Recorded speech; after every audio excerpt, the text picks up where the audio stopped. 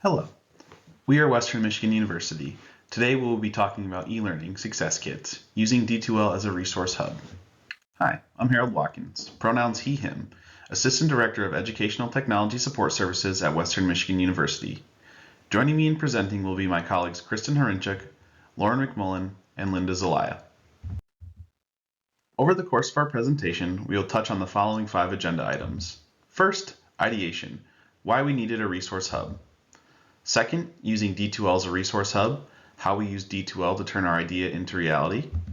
Third, building written content, insight on how we went about creating our written content guides.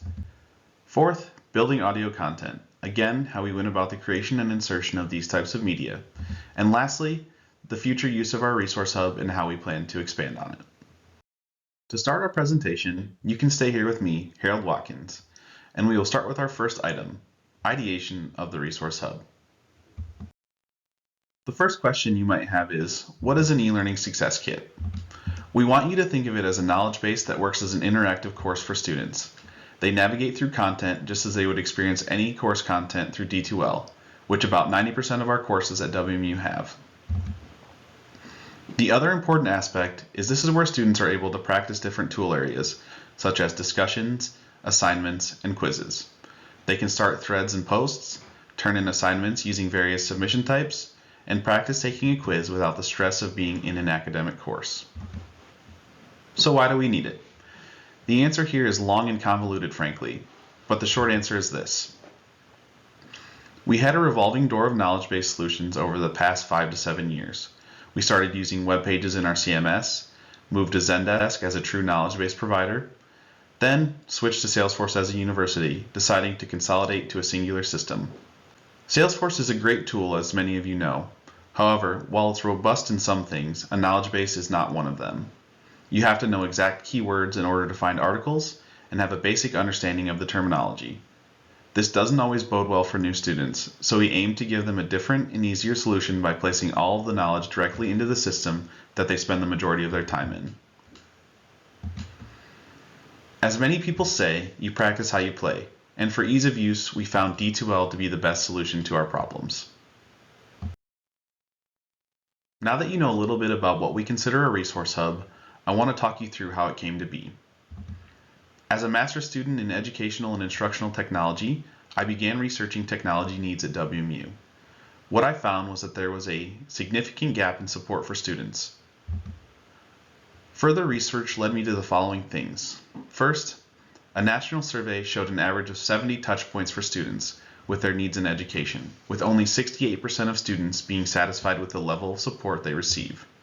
This is from Felix 2023, and I will provide resources at the end of this slideshow if you're more interested in the entirety of that research.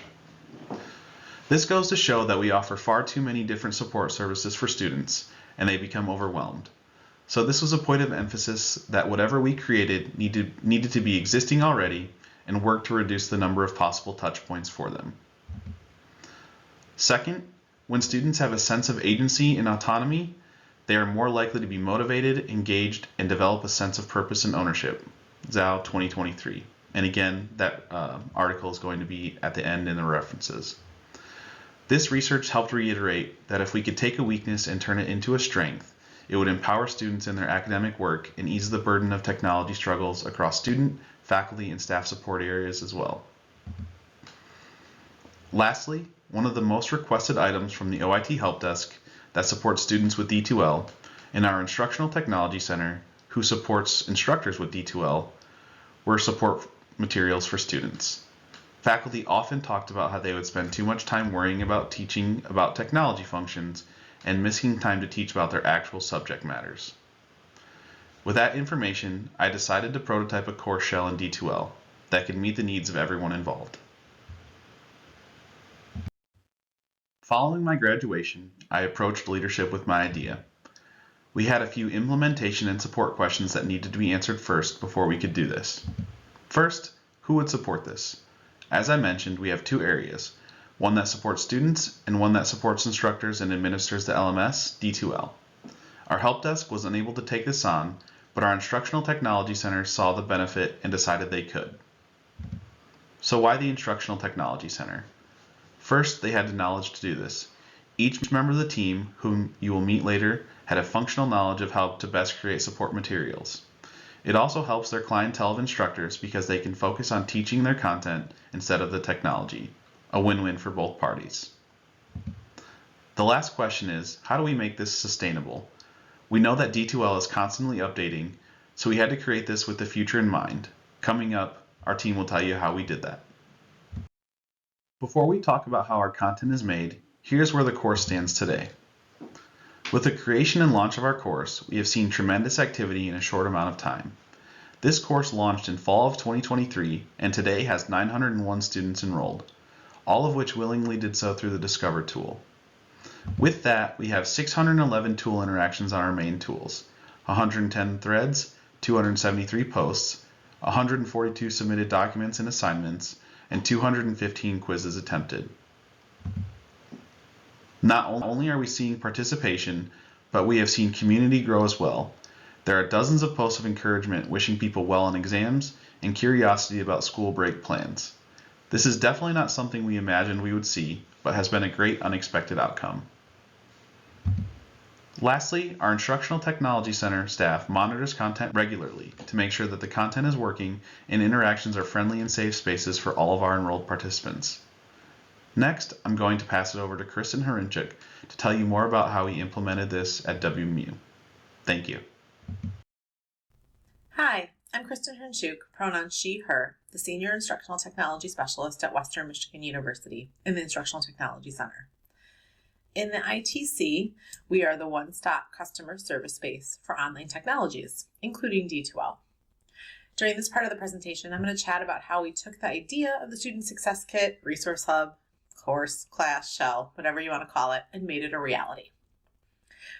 The first thing that we thought about was shell creation. So what we did is we created our shell using our generic template in D2L and had a clean slate and kind of started from there.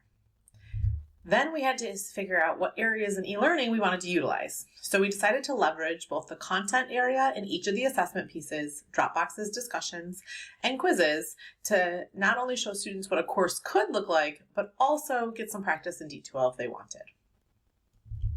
We did all of this by following best practices supported by D2L and our instructional design team to set up what a typical course would look like for students, knowing that every instructor does a little bit different, but we wanted to show and utilize those best practices. We focused on the news items, navigating through D2L, each of those assessment pieces, the discussions, Dropboxes, and quizzes, as well as outside tools and software that students may see and use in class. Some examples of what we have here at Western are MediaSite, iClicker, WebEx, and Teams. Once we had that all laid out, we really went through and decided what each module would cover and what specific area tool would be included, and include both written and video instructions, and you're going to learn a little more about how we did that in some later presentation. Along with that, we did practicing if the tool allows it. So when we first launched, we had a lot of written steps, step-by-step instructions of how a student can access the different areas and work with them. Now we are building in and adding more videos and continue to do that and continue to build on the toolkit every single year so that we can add more to help enhance the student learning. Each module gives the students the ability to learn the best way for themselves and really apply that knowledge. It's important to note that the ITC, where we work, does not provide day-to-day support for students in any of these areas that we are training in D2L. There was a need, and therefore Harold came up with a vision, and we've expanded and implemented that throughout the university using the self-registration system. So currently students do self-register themselves, but we saw the loophole like Harold has mentioned, and we really wanted to fill that gap. We included where they should go to get help because it wouldn't be from us. So they might hear our voices or see our faces, but it wouldn't be us that they'd be coming to. So we wanted to include where they would get help. And in our instance, that's at the OIT help desk. That has both students and professional staff that help students walk through e-learning and all sorts of tech, from everything from, modem issues to support with their classes. We also included outside help articles from Microsoft, WebEx, and etc., so that we didn't reinvent the wheel. They're the experts in their specific software. So we wanted to utilize that to our advantage and not reinvent that wheel.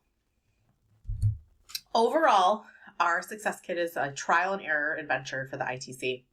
Day to day, we work with instructors, primarily in D2L, and the team takes those cues from instructors on what the students need and implements them. So if we talk to an instructor and they say, hey, we really think students should learn about this, we do go through and implement that in the Success Kit so that students can learn a little bit more about that.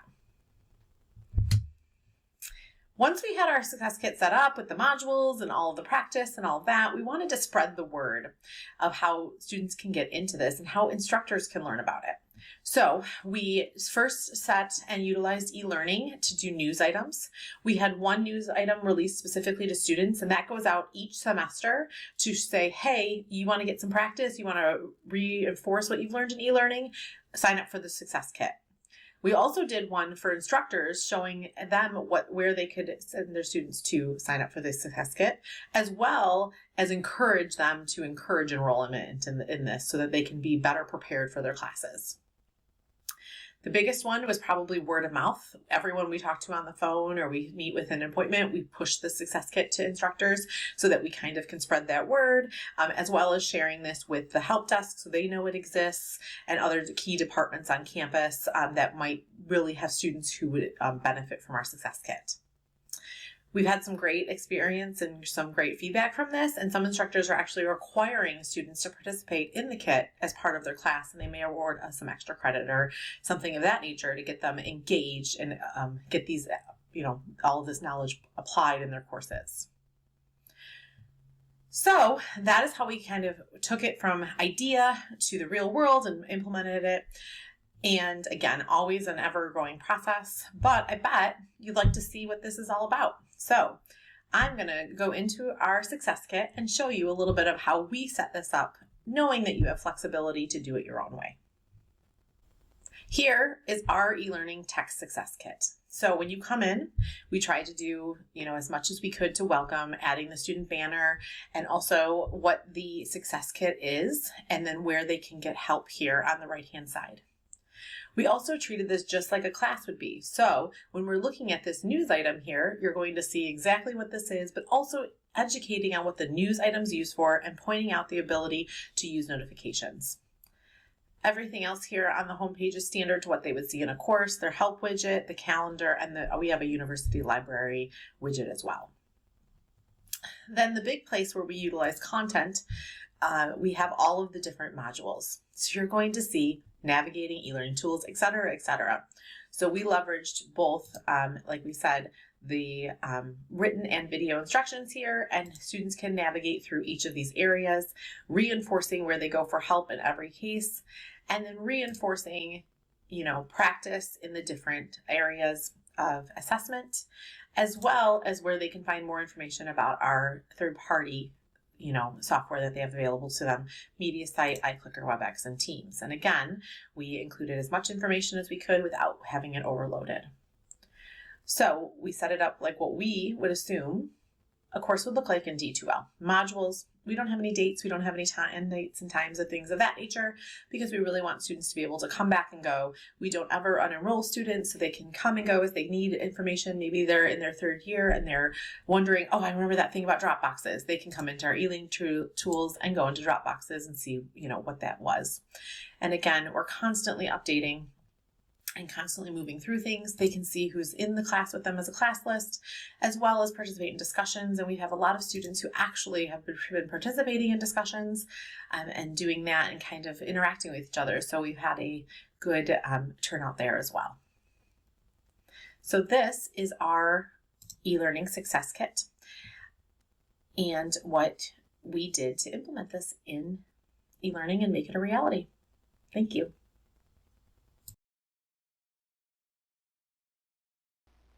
Hi, I'm Lauren McMullan, pronouns she, they, an instructional technology specialist at Western Michigan University. I am covering our process for building written content into our Student Success Kit. I'll be discussing the following points: how we chose to format and attach our written content, the thought process behind our kit's documentation, and using D2L's content area to help centralize information, specifically from Salesforce, but also from other information software for our students. So, first off, how we chose to format and attach our written content. What we found in D2L is that their Create a File option is a reliable tool for creating visually inviting and practical content.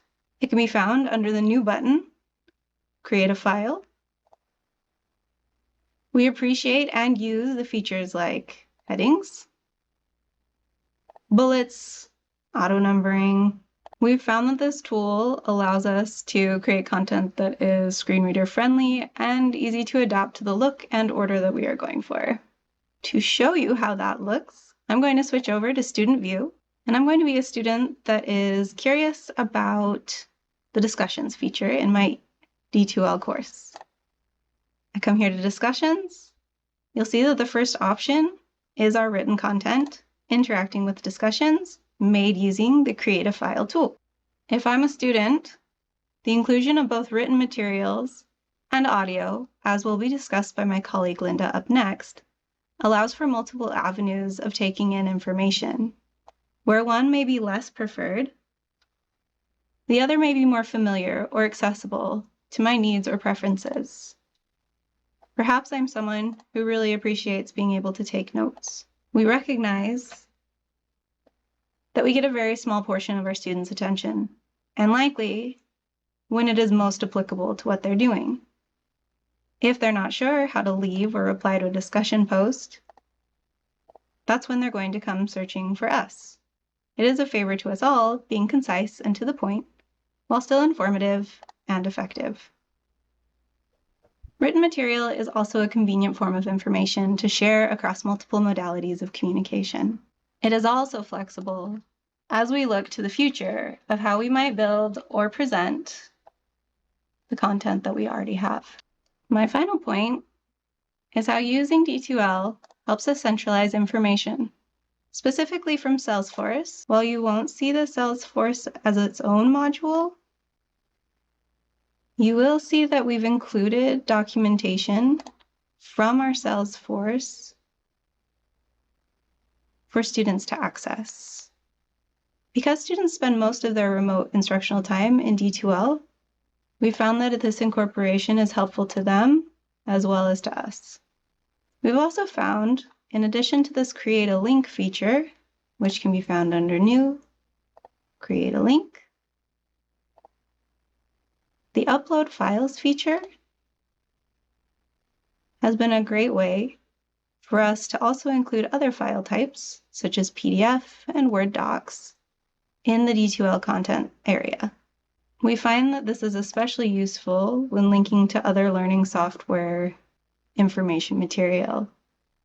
For example, our campus often uses MediaSite, iClicker, WebEx, Microsoft Teams, and other help resources, including library and student help. Linking out from MediaSite, though, allows them a home base, which we hope allows them more security as they learn. I'm Linda Zelaya, pronouns she, her, an instructional technology specialist at Western Michigan University. In this section, I'm going to talk about presenting recorded content using D2L. More specifically, the process behind why we chose to create video-based tutorials, how we insert video content into a course shell using Insert Stuff, and using MediaSite integration as a recording tool and video player, plus alternative recording software and upload methods. You may be wondering why we create video content in addition to written content. Many people describe themselves as visual learners and may prefer a clear demonstration as accomplished through videos rather than following written instructions. Our video tutorials help viewers to follow our instructions step by step, while the visual aspect helps them see exactly what and where to click to accomplish their desired task. Additionally, a video link is easy to share out and easy to digest. Many students may wish to watch before doing, so video tutorials in conjunction with notes from written content can help improve overall understanding and preparedness. Now, let me walk you through our process for adding video content to the modules in our Success Kit. First, I should explain that Western Michigan University uses the MediaSite platform to provide video streaming, hosting, and video capture services to the university community. We use MediaSite for screencasting, audio and video recording, and uploading existing media for easy sharing in D2L. MediaSite is integrated in D2L, providing a personal video library for each user. Second, there are actually two methods we use to present recorded video and audio content in our modules. One method is the Create a Link feature. In a module, we click New, then Create a Link. In our MediaSite library, we click Share Presentation to copy the quick link. Back in our module, we paste the link in the URL section, add a title, and then click Create. Usually, we will add the word video before the title so users are aware that the link contains video content. In our module, we will now see a clickable link with our chosen title. Once I click it, I will be able to watch the video in a new tab. The second method is the Create a File feature that we use to create written content. In this method, we embed a video or audio player into the web page so viewers can interact with recorded content directly within D2L. To do this, we click New, then Create a File. Enter the title of the video. Again, we add video to the beginning so students are aware that it is not just text on the web page, but a video they can watch. This is especially important because both the link and the web page method label content as link or web page, not as a video. Back in the file we're creating, this is where our MediaSite integration really comes in handy.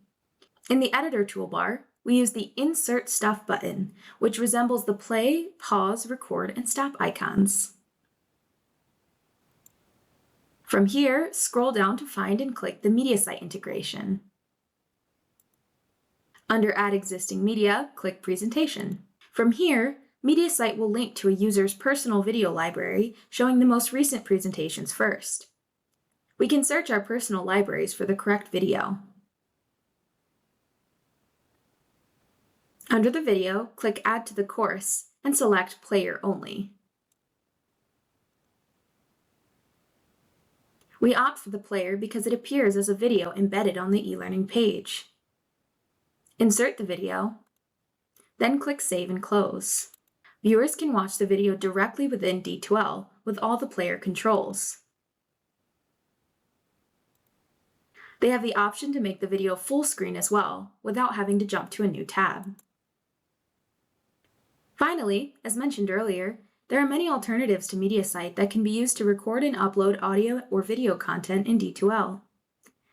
For example, in this post-pandemic world, many of us may be familiar with video conferencing tools such as Zoom, WebEx, and Microsoft Teams, all of which allow you to record your face and your screen and save it to cloud storage or personal devices. With these options, you can either share a link to the recording as demonstrated earlier, or you can download your recording as an MP4 file and upload it directly to a module using the D2L Upload Files tool. In a module, click New, Upload Files, then search for the MP4 on your computer's local downloads or within a cloud drive like OneDrive or Google Drive.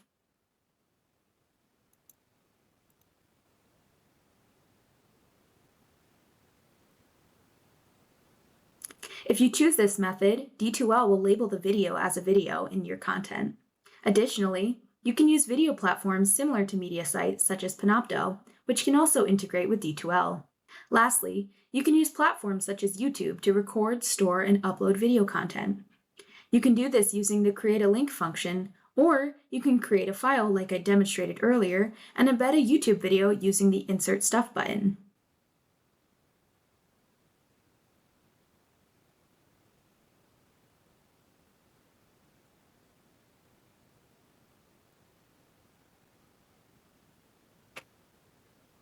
Furthermore, as you can see, there are a variety of other options in Insert Stuff, including Flickr, Films on Demand, and Alexander Street Video. But these options may depend on what is provided by your institution. The videos we use in our Success Kit ultimately prove quite useful, as I reuse them often across courses and Success Kits for a variety of needs. The videos can also be used to promote the Success Kit to instructors, who then share the video and information with their students. Now, I'd like to pass the baton back to Harold, who will look at the future of the Success Kit. Thank you, Kristin, Lauren, and Linda. This is Harold Watkins again, and I'm going to go through the future steps for our Success Kits. Our Success Kit continues to grow.